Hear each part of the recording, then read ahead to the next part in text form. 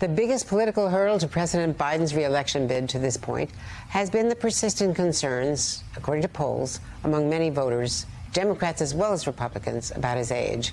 The latest red flag for the president, who would be 82 years old on Inauguration Day 2025, comes from Washington Post columnist David Ignatius in a sobering and provocative opinion piece today, writing in part, "I don't think Biden and Vice President Harris should run for re-election. It's painful to say that," he writes, "given my admiration for much of what they've accomplished.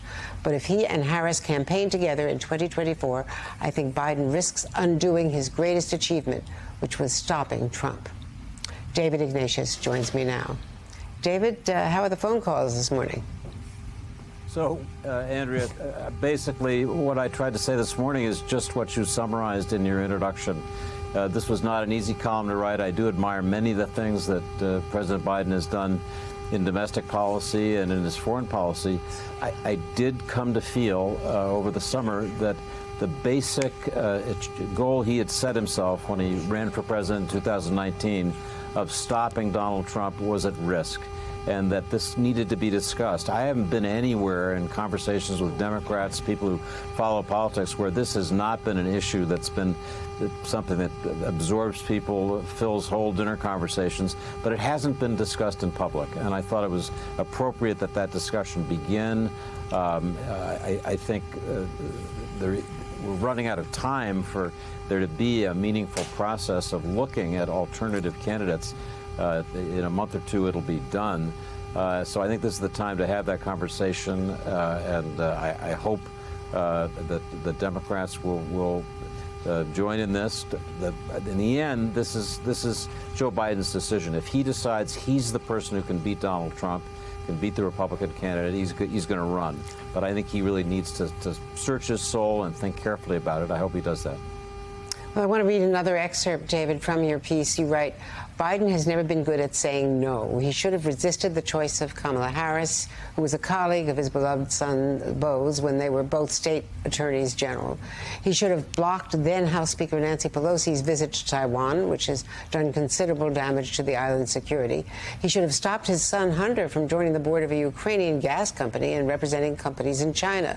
And he certainly should have resisted Hunter's attempts to impress clients by getting Dad on the phone."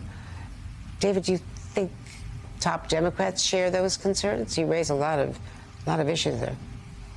There are a lot of issues. I'm expressing there a judgment that, again, I've come to watching Biden through his presidency over many years.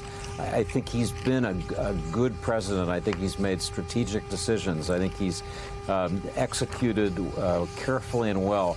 I think that there is a sphere when it comes to saying no to people, especially people in a personal sense, he's not good at it. I think the Pelosi visit to Taiwan is a perfect example.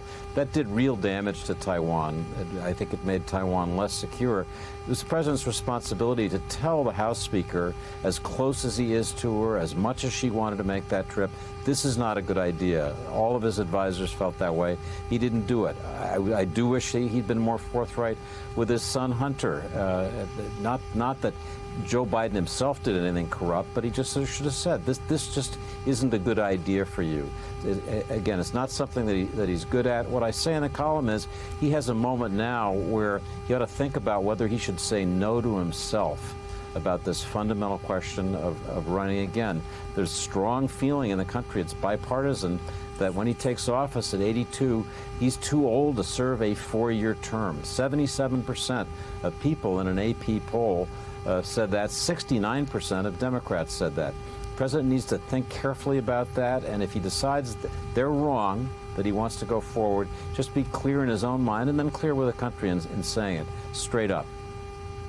I want to play what former Senator Claire McCaskill asked earlier today for our viewers on Morning Joe about the criticism of Kamala Harris. I've started a little exercise. Every time somebody says something negative to me about Kamala Harris, I go, well, what is it specifically about her you don't like? What has she done that is so offensive to you? And you know I get blah, blah, blah. Nobody has an answer. So what is the answer to that? So my answer is that the poll numbers show she's a little bit more unpopular, roughly the same unpopularity as the president. My impression from talking to people in Washington, around the country, is that she has not been successful in the way that she would want in getting traction as vice president. The key question with somebody who's as old as President Biden will be is whether people see the vice president as a strong successor. So far, I don't think she's made that case to the country. If she's going to make it, now's the time.